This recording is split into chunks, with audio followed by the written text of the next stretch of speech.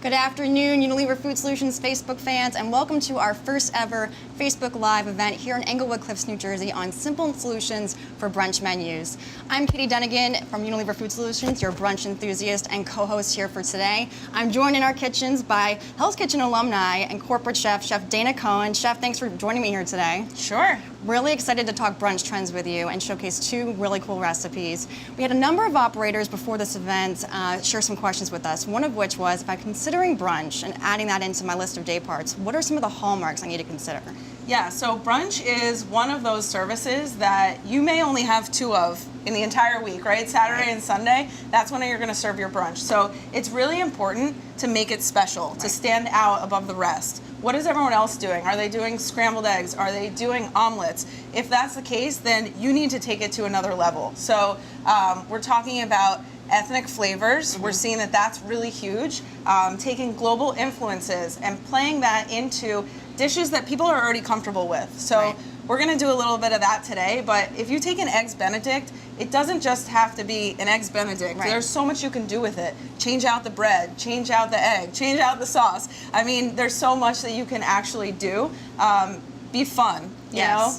Follow the trends. Adding that variety is very key, and what we are also encouraged by in some recent research is that a lot of millennials are actually open to trying new flavors during the brunch day part, and even younger demographics as well, you know, in that particular day part. So some of the dishes you're going to show us here today, the first one I really love, playing into breakfast bowls. Tell us about that. So first of all, you tapped on millennials, I don't know, are you a millennial too? Yes. I am, but we're always given a bad name. So listen, we really love brunch. So for me, one of the things I love about brunch is taking more of a lunch-based food. I'm not the hugest breakfast fan, so for me, if you want to take a burger and throw an egg on it, that's brunch to me. But a lot of things that we're seeing are people say they want healthy dishes, right? Right. So what can we do to take those dishes, make them still healthy, but taste really good? Because if it's healthy and it doesn't taste good, nobody wants it. Yes. So I guess we're trying to stay indulgent, but add those kind of fresh ingredients where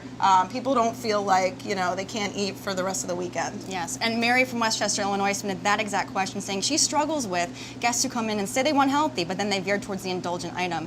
The first dish you're going to show us plays really well into that. Tell us about it. So the answer to that really is flavor.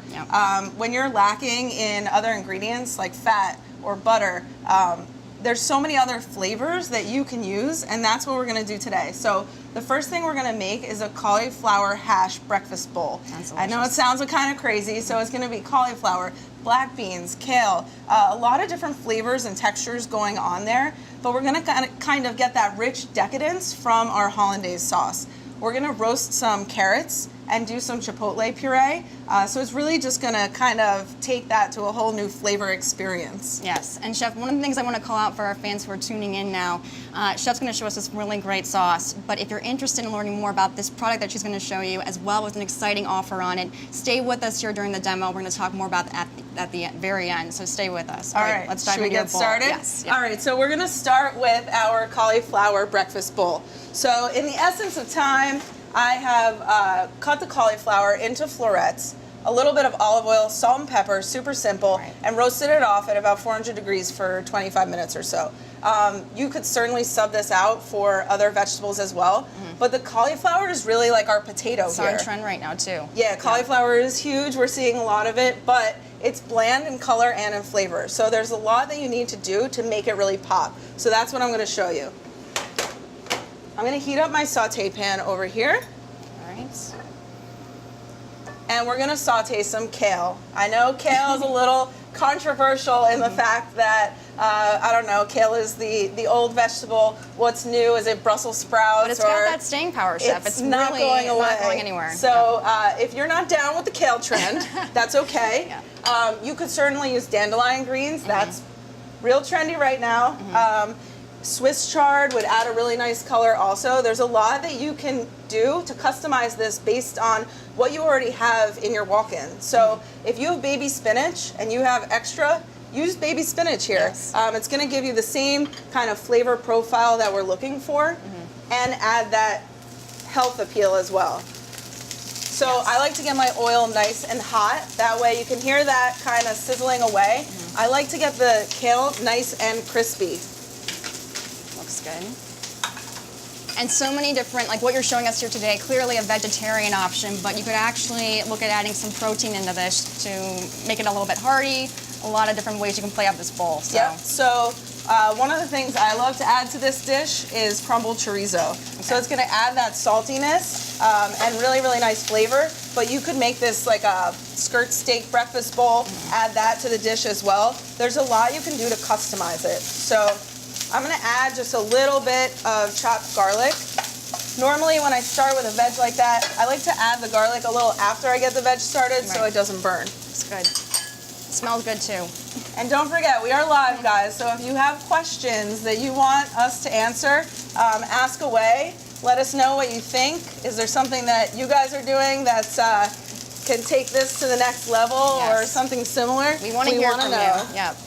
All right, so I'm just going to let this go for a couple minutes. I still want that kale to be really, really nice, bright green, and it's going to keep it nice and vibrant. Get a little saute action there. You got that? All right, Katie, can you keep an eye on that for me? Yeah, I got you, Chef. All right, cool. We're gonna move over to our hollandaise sauce. So like I said, we're playing with this one. It's really unique. I took some carrots. You don't even have to peel them. Carrots you definitely have in your kitchen, so there's no cost involved here. Yep. Very easy. I roasted them off with a little bit of olive oil, same way I did the cauliflower. I'm looking for a little caramelization there, so that's going to give us our sweetness. Yes, and great root vegetable here. One of the things we talked about was you could sub in a squash. There are other root vegetables you could play. Yeah, so we're getting into fall. If you wanted to do a butternut squash, an acorn squash, all of those ingredients would go really nicely as well. I'm just going to turn this down. I don't know how you're skilled. I'm trusting you. I like my kale crispy, Chef, sorry. All right, so we're gonna move over here to our blender. I'm gonna add the carrots. So we're gonna do about half part carrots and half hollandaise. Let's get rid of that. And we're gonna spice it up with some chipotle peppers. So we're gonna go 1 chipotle, that's a big one. Wow. Why not 2? Let's do 2. All right, we're going 2.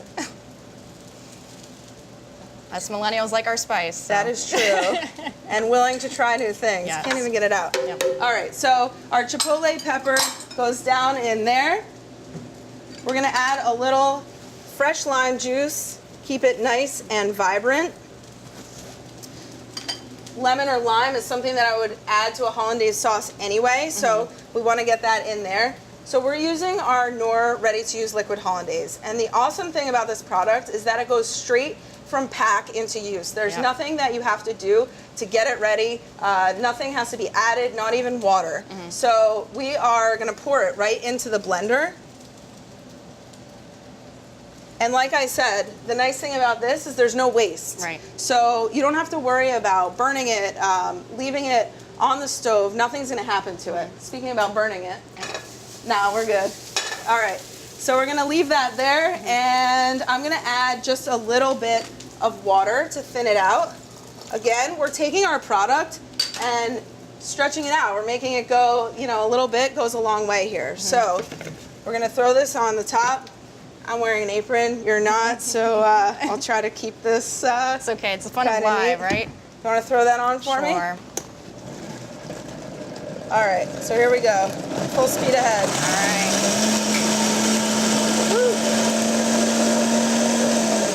So I can tell by the color of that it's definitely gonna have some heat to it. Yes. When you want to use a sauce like that, a squeeze bottle works best. So I've already put ours in the squeeze bottle for us. I'm gonna come back over here and start frying our eggs. So what makes this dish brunch and not lunch is definitely the addition of the egg. Yes, and that's really quintessential right now. You can brunchify anything by adding that egg, and we're seeing it on burgers, pizzas, you name it. Brunchify, I like that. Yep. Well, while our oil is heating up over there, just gonna come right over here. We're gonna do a little bit of a play on a guacamole. It's not so different, but we're gonna smash up that avocado. And something that we're seeing on menus is the term smashed. Everyone's loving that right now. Yep. So if you can add that into your menu, bonus points. Right, conveys freshness, conveys that it was done right then and there, I think. Exactly. Yep.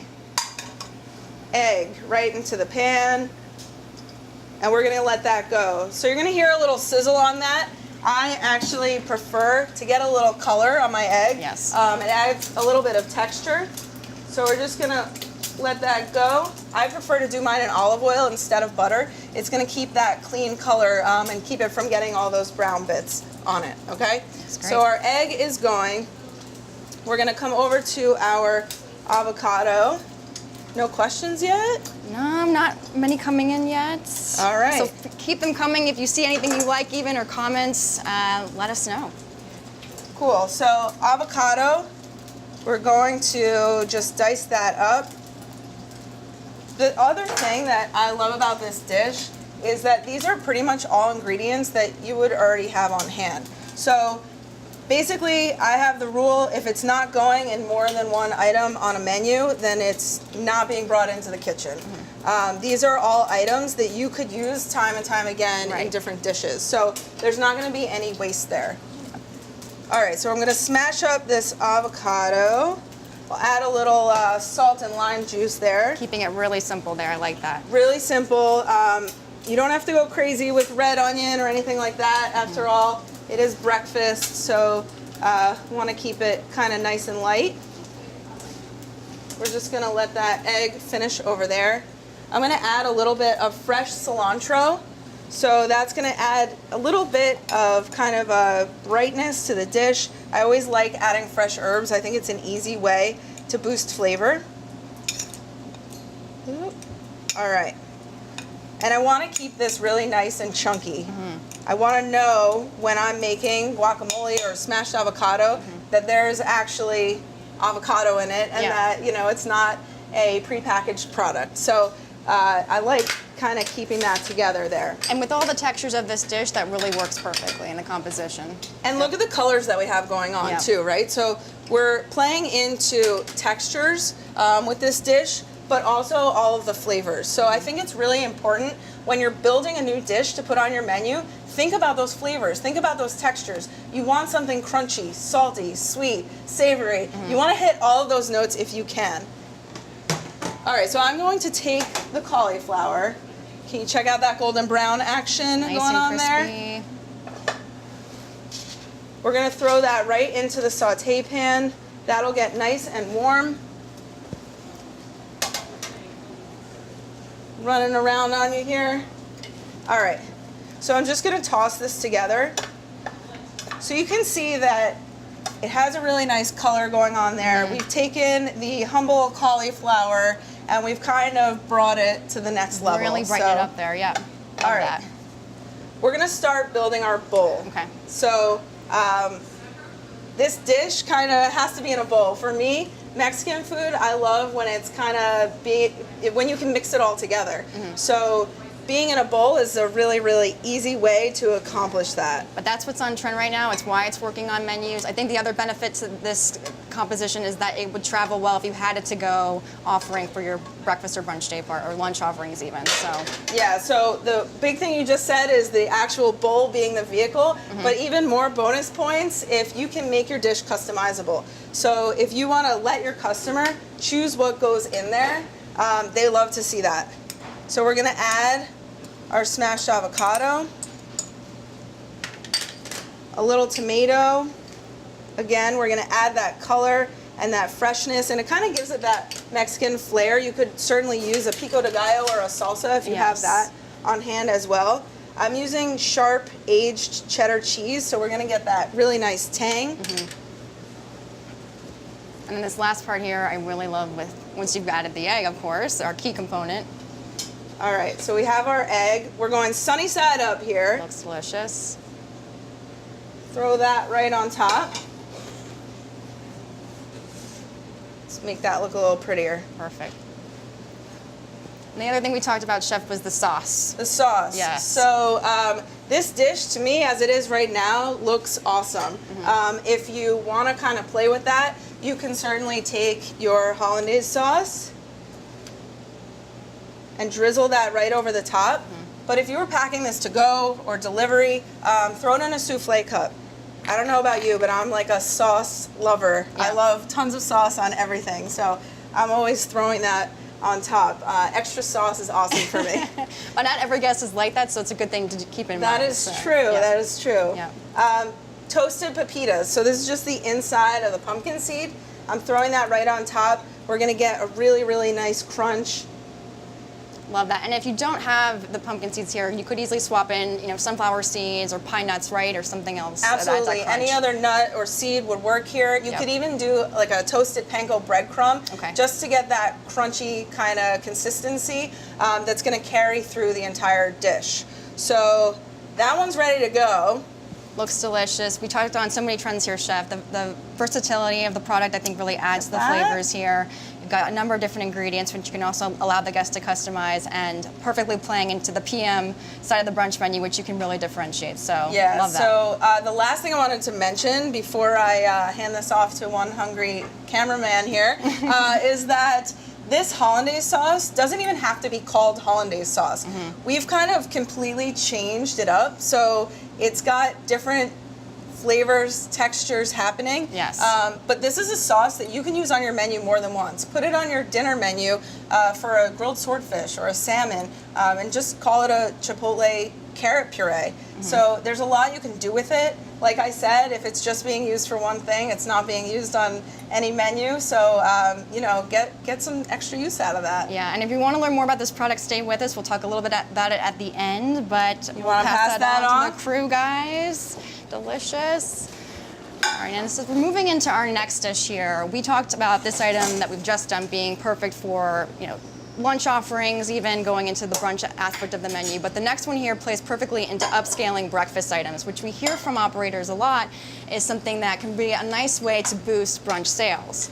Now, this one, I love the differentiation here because it's playing more into that sweeter flavor profile, which guests either seem to go sweet or savory when it comes to their brunch dishes. Yeah, right? I mean, look at chicken and waffles. It's huge right now. You've got savory, you've got sweet, you've got all that going on. So this is technically a Benedict, but this is not really any kind of Benedict I've ever seen. So we're gonna do a pulled pork Benedict. Just getting my ingredients down here.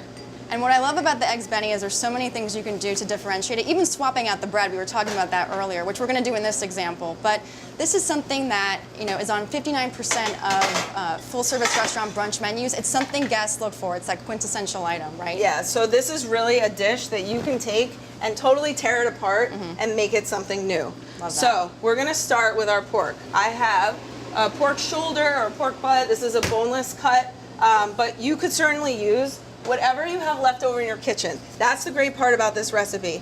If you have any kind of braised beef, short ribs, brisket, anything like that, that is the perfect leftover kind of dish to use in this recipe.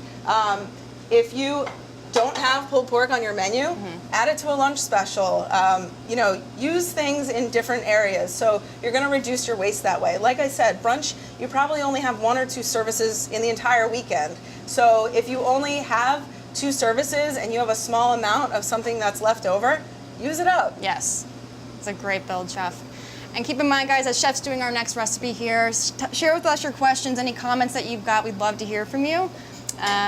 And I love that we're incorporating pork because the versatility here beyond, like you said, this Benny you could use in so many other items. So. Yeah, I mean, you can do this with pulled chicken as well. Yep. I want to talk a little bit about the flavors that we've got going on here. Nice. So I have some oil here. I'm just going to heat that in my pan. But what I'm going to be braising with today is, well, the main component is apple cider. So this is kind of like one of those southern dishes, takes on, I don't know, the northeast coast fall time. Yeah. We've got apples, and we're kind of going to play into that southern flavor profile. Yeah. So I'm going to take this pork. Whether you're in New England or New Mexico, the locality of the ingredients that you're using, the apples, the cider, you can really mention that and build the story of your dish, right? Yeah, so that's something that you really want to do if you can. If you are using a local product, put it on your menu. Call out the farm. If you're using, sustainably raised meats, put that on your menu. And we know that customers are willing to pay for those types of mentions, right? really upsells the dish there. All right, so I have my pork searing. We're ready to go. I'm gonna turn on my pan here. Again, we're gonna go a little crazy with the hollandaise sauce. But the thing about this is, it seems super complicated. I promise you it's not. We're gonna take some bourbon. You may wanna stand back on this one. So bourbon, anything that you would drink is totally fine. It doesn't have to be the best bourbon in the world. Let's see if we can get a little flame action there. There we go. So we're gonna burn off the alcohol on that bourbon. We want it to reduce by about half. Okay. But think of the flavors that you get when you're cooking with bourbon. You've got vanilla, it's been aged in an oak barrel. So all of those warm kind of flavors are going to concentrate and taste really, really awesome in our hollandaise, because otherwise, I don't know that a regular hollandaise would really go with this dish, you know? Right, right.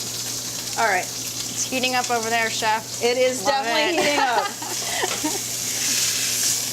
So we're getting some nice color on my face and on this pork. But while that's going, we'll turn that down just a little bit. I'm gonna start adding the braising liquid. So like I said, apple cider. I'm using fresh apple cider. Call out the farm that you got it from. I'm gonna try not to set the kitchen on fire today. I'm using the Knorr Chipotle barbecue sauce. I like that it's a little sweet and a little spicy. It's ready to go. Some whole grainy mustard. You could use Love Dijon that. or whatever you have in-house, but I kind of like that grainy mustard. A little bit of apple cider vinegar. It's gonna give it that tang. Some crushed garlic. So you can see this is a fairly simple recipe. Yeah. Everything gets kind of dumped right in, and then it's gonna get some love in the oven for about 2.5, 3 hours. That pork already smells great, chef. So. It's good. Maybe Yeah. you'll get some at the end. So the last product I'm going to use here is the Knorr liquid concentrated base. I'm using the chicken base. If I were to make my own chicken stock, think about all the flavors you would get. Mirepoix, carrots, onions, celery, aromatics. That nice kind of chickeny flavor is all condensed down for me. It's in a liquid format, so I don't have to dilute it. It's just ready to go. And it's really gonna make a difference in that flavor. Yes, and make a difference back at house in the time saving as well. I mean, we hear from operators a lot. We heard actually from chefs who shared some questions with us before the event that saving time is really essential when it comes to brunch. Absolutely, I would agree there. Brunch is kind of one of those crazy shifts. Pretty tired from the night before. Usually Right. you're getting slammed on a Saturday night, so you're coming in, you're a little tired, a little cranky maybe, so anything that can save time and save kind of effort and energy in that brunch service Yes. is what you want to do. Exactly. So I've got my water here. We are going to bring that to a barely just a simmer, and I added some apple cider vinegar again to the water. That's going to keep my egg whites stay together when I poach them. So you always have to have a little bit of that vinegar right in the water, ready to go. Key. I'm going to crack my eggs into a bowl. That way, if we get any shell or breakage, it's just easier to manage. And the egg, like we said, those egg-based dishes are so essential to brunch, and then the most popular of any. Absolutely. We know that. Okay, so we're coming to a simmer here. These eggs will take about 3-4 minutes, so I want to get those going. Some people like to use the vortex method. That's good when you're doing one egg, but when you're doing a whole bunch, not so much. But we're just going to carefully drop those eggs right into the water. Whoop. And we'll let those go. Can you make sure I don't come to a boil there? Yes. All right. That I can do. I'm going to talk about the garnish. So this garnish is super simple, but it's really going to add that nice freshness and a nice crunch. So I have some Granny Smith apples. Well, the color there. You can use whatever kind of apples you have, and some fresh radishes. Just julienne those and made a little slaw out of it. So a little vinegar, a little honey, and you could certainly use this in a salad as well. So kind of getting some extra use out of that. All right, so our eggs are going. Turn that down just a little bit, and I want to finish the hollandaise sauce. Yes. So our bourbon is reduced, the alcohol all burned off, and I'm just adding a touch of maple syrup. So that's gonna bring a nice sweetness to the entire dish. To that, I'm gonna add my hollandaise. So again, I love using this hollandaise because first of all, that was certainly easier than making it from scratch. Right. But I'm gonna get a consistency that I wouldn't get from another product. Yep. So I love the fact that I can just pour that in the pot and be ready to go. There's so many variations you can make on it, and they really are gonna take no time. Yeah. So, Whether it's the carrot or the maple, there's so many ways you can go with this product. yeah, and the thing is too, this is gonna stay on the line for 4 hours. I don't have to worry about it being in the temperature danger zone, Right. Any kind of bacteria issues happening there. This can stay nice and warm for the full amount of time of the brunch service. If I have extra of the sauce, I can actually cool this down, put it into my walk-in, and reheat it back up to a boil or a simmer. You can't do that with a scratch hollandaise sauce because it would definitely break. So I have cornbread that I'm using. I just toasted some rounds here, and that's kind of my play on the English muffin. Love that. So not tons of questions coming in from you viewers out there, but if you have any, we'll stick around a little bit after the event to address those on any of the products or dishes that Chef's showing you here today.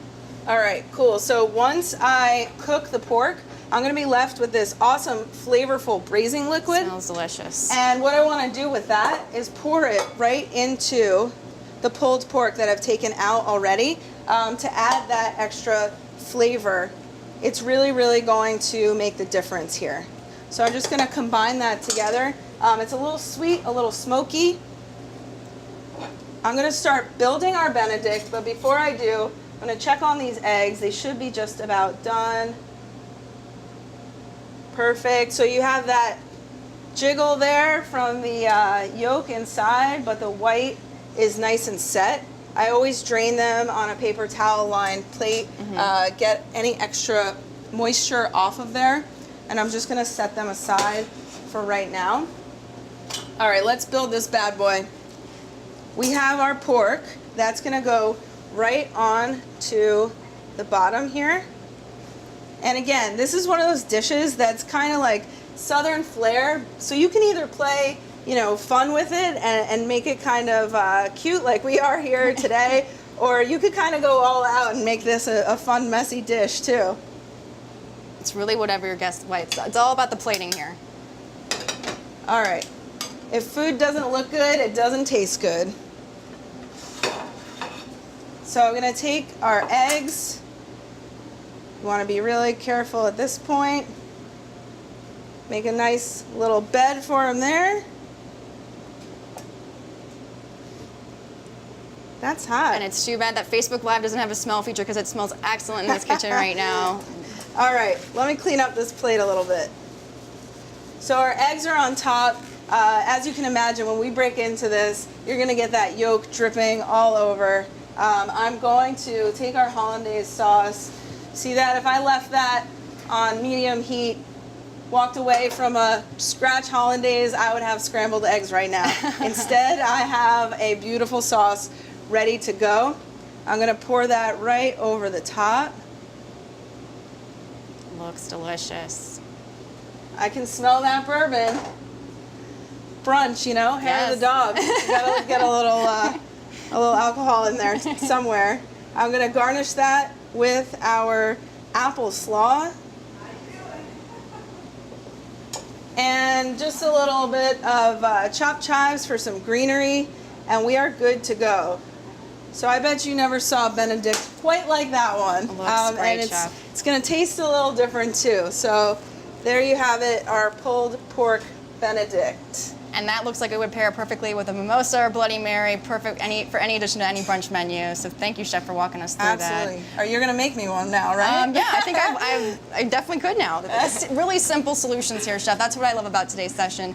And we want to call out for our guests here today who tune in and watch this live. First off, thanks for joining us. We want to call out for you a special offer on ufs.com/brunch demo. We've got an amazing coupon on 2 of the products that you've seen and a number of our other favorited Chef products that's out there right now. It's a limited time offer running into December 17th. So take advantage of this. You'll find it there on our website, ufs.com/brunch demo. Explains all the great details. And the product that Chef showed us here today, Nor Liquid Hollandaise, if you're interested in trying that out on your menu, you can find the link to order that product as well. We encourage you to try it out. And anything else, Chef, that you want to add for our viewers here today? Yeah, I mean, you don't want to miss out on this product offer. It's something that you will use in your kitchen. I guarantee it. It will easily take your brunch game to a new level. So that's all for me. I just wanted to say thank you to all our viewers and fans. Give us our thumbs up and likes if you liked what you saw today, and hopefully we'll be doing this again really soon, right, Yes. Katie? Yes, and if you're interested in joining us, again, like our page. We hope we'll see you again here on our Facebook page. Thanks again, everyone. Have a great rest of your afternoon. Bye now. Bye-bye.